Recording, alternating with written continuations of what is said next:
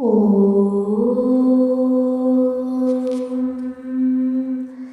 ಶ್ರೀ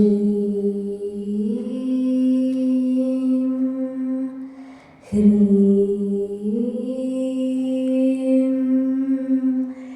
ಕ್ಲೀಂ ಅನ್ನಪೂರ್ಣೇಶ್ವರ್ಯೈ ನಮಃ. ಶಾಸ್ತ್ರಗಳಲ್ಲಿ ಹೇಳಿರುವಂತೆ ಅನ್ನವೇ ಪರಬ್ರಹ್ಮ. ನಮ್ಮ ಹತ್ರ ಯಾವುದೇ ಸಂಪತ್ತಿರಲಿ, ಎಷ್ಟೇ ಸಂಪತ್ತಿರಲಿ, ಅನ್ನಕ್ಕೆ ಸಮಾನ ಅಲ್ಲ. ಅನ್ನ ಇಲ್ಲದೆ ಬದುಕೋದಕ್ಕೆ ಸಾಧ್ಯ ಇಲ್ಲ. ಇಂಥ ಜೀವನಕ್ಕೆ ಮೂಲಾಧಾರವಾದಂತಹ ಅನ್ನದ ದೇವತೆ ಅನ್ನಪೂರ್ಣೇಶ್ವರಿಯ ತಾಯಿಯ ಕಥೆಯನ್ನು ಈ ವಿಡಿಯೋದಲ್ಲಿ ನೋಡೋಣ. ಈ ಕಥೆಯನ್ನು ಹೇಳೋದ್ರಿಂದ ಜೀವನದಲ್ಲಿ ಅನ್ನಕ್ಕೆ ಯಾವತ್ತೂ ಕೊರತೆ ಬರಲ್ಲ. ಹಾಗಾಗಿ ಈ ಕಥೆಯನ್ನು ಪೂರ್ತಿಯಾಗಿ ಭಕ್ತಿಯಿಂದ ಕೇಳ್ತಾ ಮಂತ್ರಗಳನ್ನು ಆಲಿಸೋಣ. ಈ ಶಕ್ತಿಶಾಲಿ ಮಂತ್ರವು ಕೂಡ ಅತ್ಯಂತ ಪ್ರಭಾವ ಬೀರುತ್ತೆ ನಮ್ಮ ಜೀವನದಲ್ಲಿ. ಅದಕ್ಕೋಸ್ಕರ ಭಕ್ತಿಯಿಂದ ಕೇಳೋದು ತುಂಬ ಮುಖ್ಯ. ಅಂತಹ ಕಥೆಯನ್ನು ತಡ ಮಾಡದೆ ಈಗ ಶುರು ಮಾಡೋಣ. ಒಮ್ಮೆ ಕೈಲಾಸದಲ್ಲಿ ಶಿವ ಪಾರ್ವತಿ ಏಕಾಂತದಲ್ಲಿದ್ದಾಗ ಅವರ ಮಧ್ಯೆ ಸಂಭಾಷಣೆ ನಡೀತಾ ಇರುತ್ತೆ. ಆಗ ಶಿವ ಹೇಳ್ತಾನೆ, ಪಾರ್ವತಿ, ಈ ಜಗವೆಲ್ಲ ಮಾಯೆಯಾಗಿದೆ. ದೇಹವು ಮಾಯೆ, ಅನ್ನವೂ ಕೂಡ ಮಾಯೆ, ಸತ್ಯವಾದದ್ದು ಜ್ಞಾನ ಮಾತ್ರವೇ ಅಂತ ಶಿವ ಹೇಳ್ತಾನೆ. ಇದನ್ನು ಕೇಳಿದಂತಹ ಪಾರ್ವತಿಗೆ ನೋವಾಗುತ್ತೆ. ಹಾಗೆ ಪಾರ್ವತಿ ಹೇಳ್ತಾಳೆ, ಸ್ವಾಮಿ, ಎಷ್ಟೇ ಜ್ಞಾನ ಇದ್ದರೂ, ಎಷ್ಟೇ ದೊಡ್ಡ ಮೇಧಾವಿ ಆದರೂ ಕೂಡ ಅನ್ನವಿಲ್ಲದೆ ದೇಹವೇ ಉಳಿಯೋದಿಲ್ಲ. ಹಾಗಾಗಿ ಅನ್ನನೇ ಶ್ರೇಷ್ಠ. ದೇಹವಿಲ್ಲದೆ ಜ್ಞಾನ ಪಡ್ಕೊಳ್ಳೋಕ್ಕೆ ಸಾಧ್ಯನೂ ಆಗೋದಿಲ್ಲ. ಹಾಗಾಗಿ ಅನ್ನಕ್ಕೆ ಹೆಚ್ಚು ಪ್ರಾಶಸ್ತ್ಯ ಇದೆ ಅಂತ ಪಾರ್ವತಿ ದೇವಿ ಪರಮೇಶ್ವರನಲ್ಲಿ ಹೇಳ್ತಾಳೆ. ಆದರೆ ಪಾರ್ವತಿಯ ಮಾತನ್ನು ಪರಮೇಶ್ವರ ಒಪ್ಪೋದಿಲ್ಲ. ಶಿವನು ತನ್ನ ಮಾತನ್ನೇ ಮುಂದುವರಿಸ್ತಾನೆ. ಹಾಗೂ ಶಿವನು ಹೇಳ್ತಾನೆ, ಅನ್ನಕ್ಕೆ ಅಷ್ಟು ಮಹತ್ವವೇ ಇಲ್ಲ, ತಪಸ್ಸಿನಿಂದ ಎಲ್ಲವೂ ಸಿಗತ್ತೆ ಅಂತ ಹೇಳ್ತಾನೆ. ಆಗ ಪಾರ್ವತಿಯು ಮನನೊಂದು ಒಂದು ನಿರ್ಧಾರವನ್ನು ತಗೊಳ್ತಾರೆ.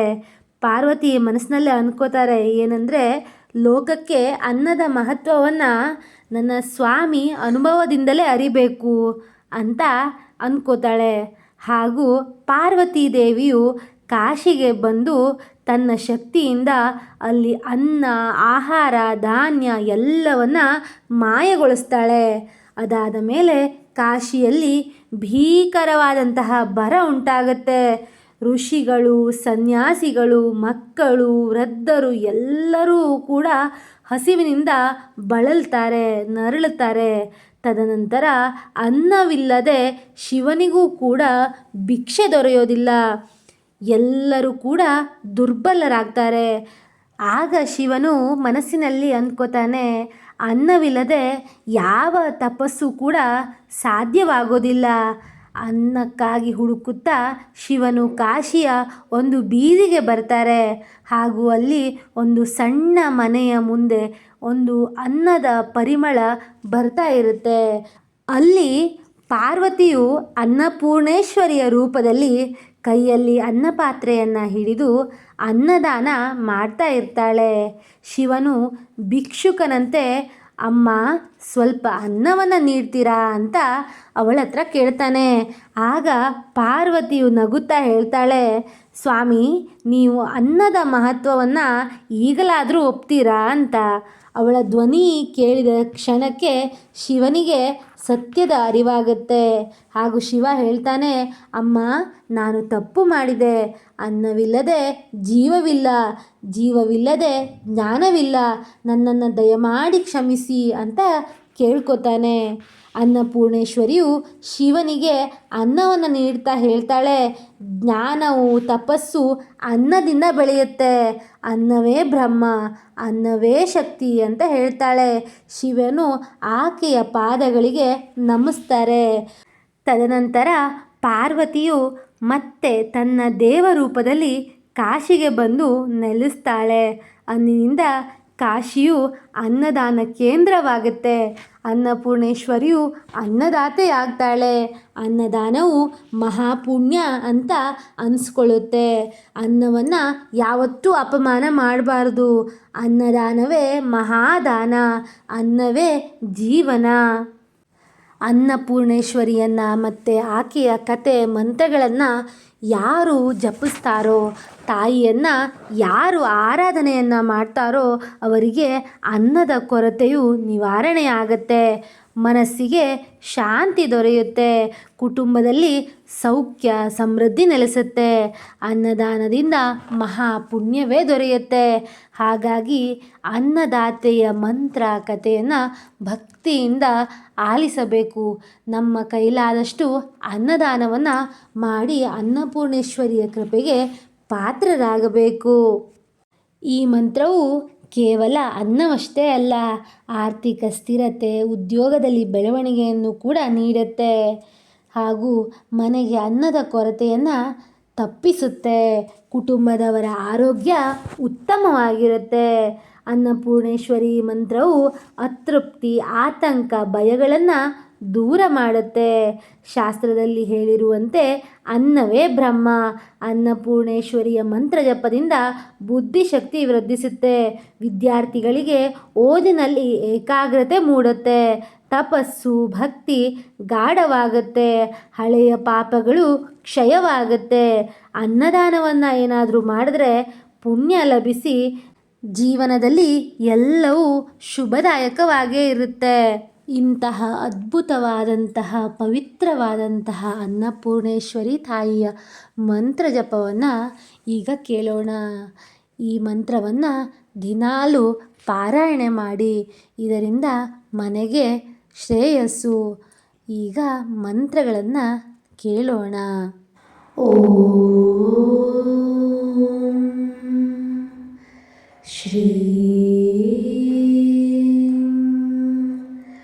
ಹ್ರೀಂ ಕ್ಲೀಂ ಅನ್ನಪೂರ್ಣೇಶ್ವರ್ಯೈ ನಮಃ. ಓಂ ಶ್ರೀಂ ಹ್ರೀಂ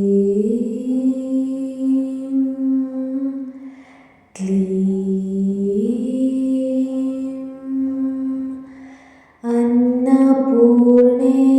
ಅನ್ನಪೂರ್ಣೇಶ್ವರ್ಯೈ ನಮಃ. ಓಂ ಶ್ರೀಂ ಹ್ರೀಂ ಕ್ಲೀಂ ಅನ್ನಪೂರ್ಣೇಶ್ವರ್ಯೈ ನಮಃ. ಓಂ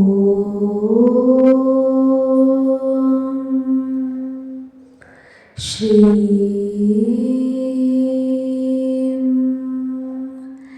ಹ್ರೀಂ ಕ್ಲೀಂ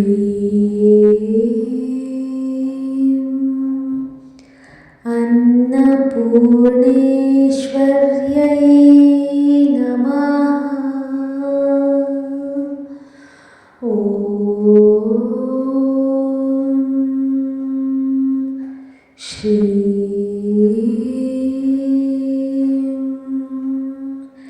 ಹ್ರೀಂ ಕ್ಲೀಂ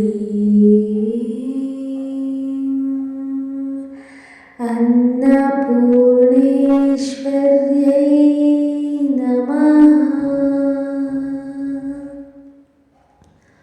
ಓಂ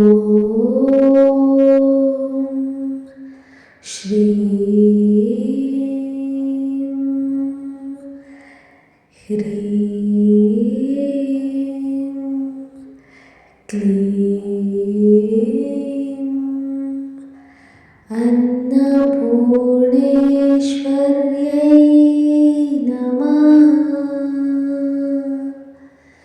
ಓಂ ಶ್ರೀ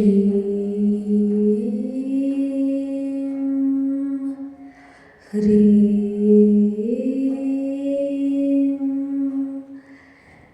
ಕ್ಲೀಂ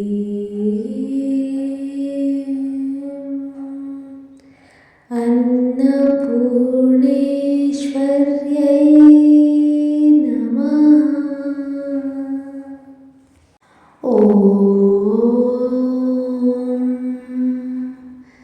ಶ್ರೀಂ ಹ್ರೀಂ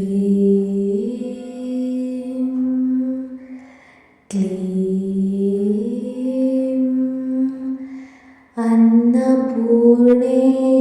ಅನ್ನಪೂರ್ಣೇಶ್ವರ್ಯೈ ನಮಃ. ಓಂ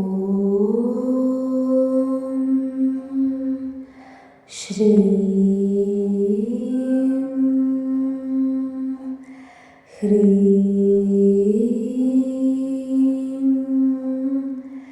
ಕ್ಲೀಂ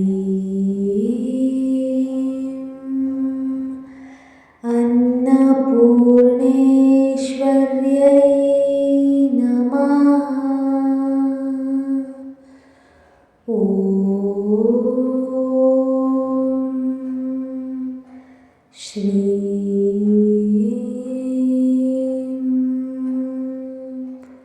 ಹ್ರೀಂ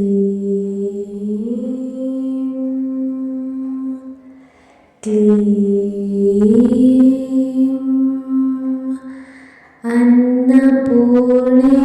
ಅನ್ನಪೂರ್ಣೇಶ್ವರ್ಯೈ ನಮಃ.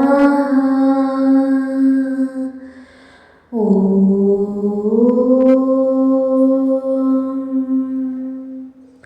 ಶ್ರೀಂ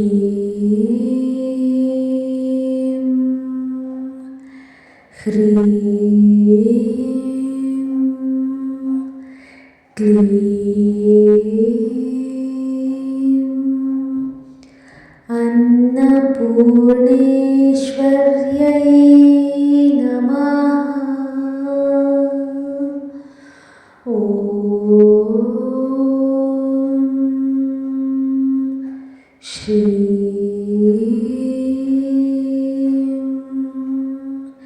ಹ್ರೀಂ ಕ್ಲೀಂ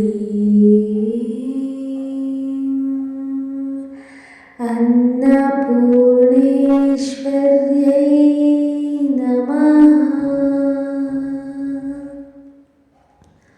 ಓಂ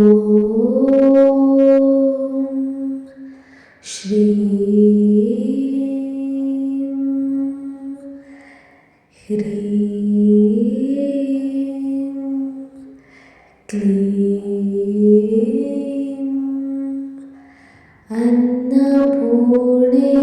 ಅನ್ನಪೂರ್ಣೇಶ್ವರ್ಯೈ ನಮಃ. ಓಂ ಶ್ರೀಂ ಹ್ರೀಂ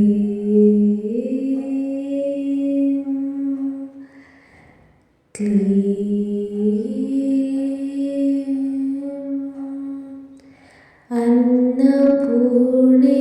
ಅನ್ನಪೂರ್ಣೇಶ್ವರ್ಯೈ ನಮಃ. ಓಂ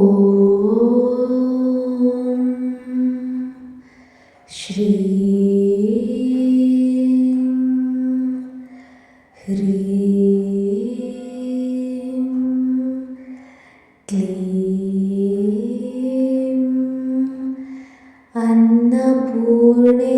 ಅನ್ನಪೂರ್ಣೇಶ್ವರ್ಯೈ ನಮಃ.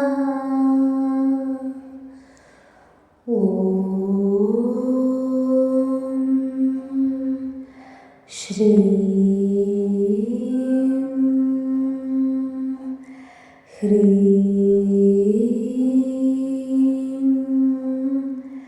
ಕ್ಲೀಂ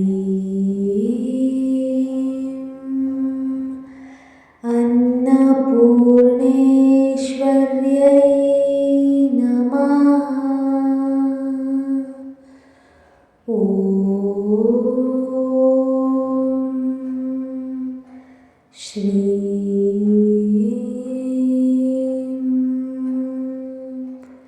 ह्रीं क्लीं अन्नपूर्णेश्वर्यै नमः।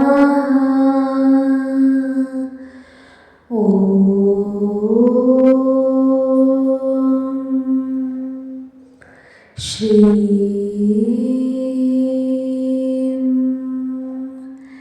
ह्रीं क्लीं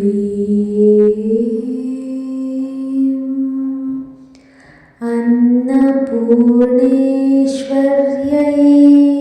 नमः।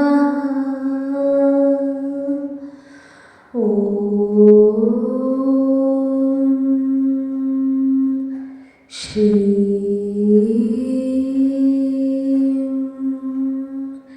ह्रीं क्लीं अन्नपूर्णेश्वर्यै नमः।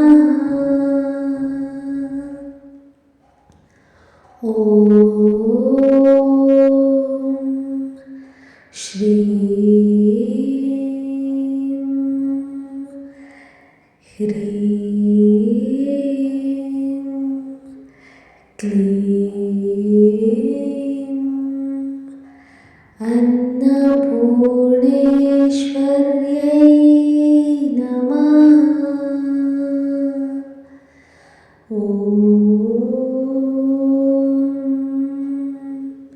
श्रीं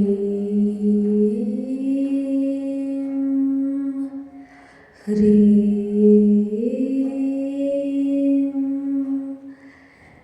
क्लीं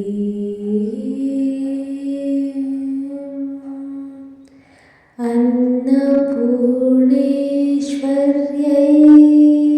नमः।